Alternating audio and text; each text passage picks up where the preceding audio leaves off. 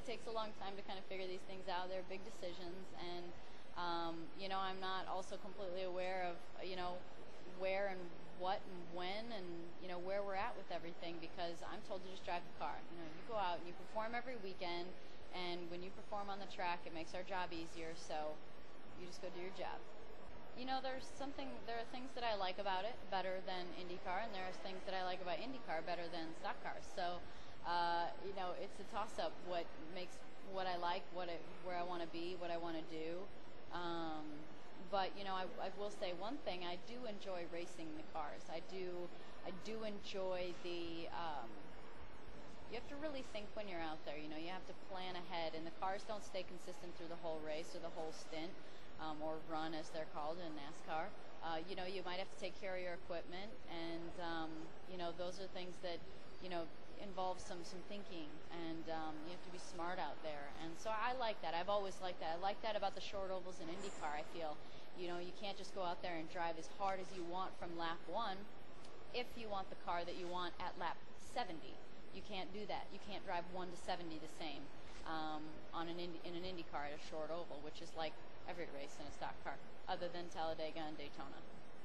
Driving an IndyCar is like nothing else. It does amazing things on the racetrack. There's no sensation like it. But racing a stock car is really fun. I think the races are really fun. There's bumping, there's banging, there's you know, a lot of transition through the race, and you know, anything can happen. I've had fun driving stock cars, but you know, there's nothing like the sensation of an IndyCar. I mean, they do. Probably one of the hardest things of an IndyCar is believing that it will do what it will do, because it does it all very well. It corners very fast, and it stops very quickly. So believing in its unbelievable amount of grip and ability is sometimes the hardest thing in an IndyCar, to push it to that level. I think, you know, kind of being American and, you know, growing up in go-karts here in the States, sometimes when I go to a NASCAR race, I feel like I'm almost at like an old go-kart race, or I feel like, you know, I'm speaking the same language that I did when I was a kid, you know, push and loose instead of understeer, oversteer.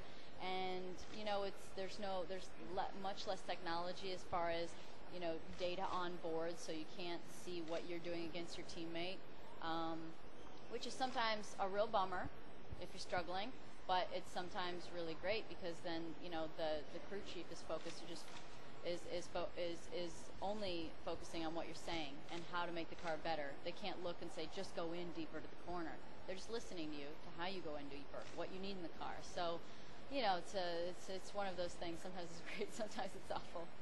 You know, what's gonna happen? Am I gonna be good at it? Is it gonna make me look bad? Am I gonna hate it? Am I gonna love it? Am I gonna be good at it? So I think those things always run through your head whenever you're doing something different.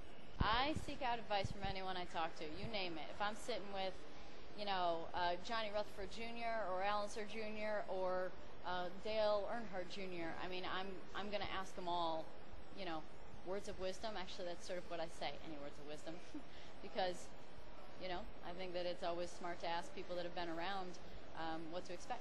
I definitely haven't made a mystery about the fact that I don't like that there's so many road courses on the IndyCar schedule, and, you know, there's more road courses than ovals now.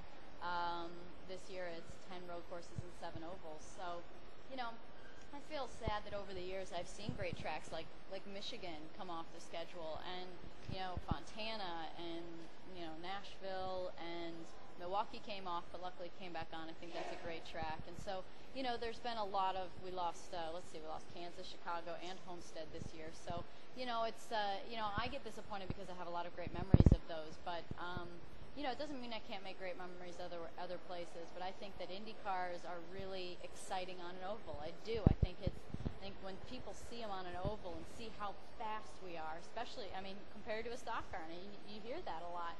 You know, when we go to a place like Richmond, which we don't go to anymore, you know, the people are amazed how much quicker we are. I mean, we're flat in qualifying. It's very, very fast. And, you know, people get that appreciation for just what we're doing out there, which is cool.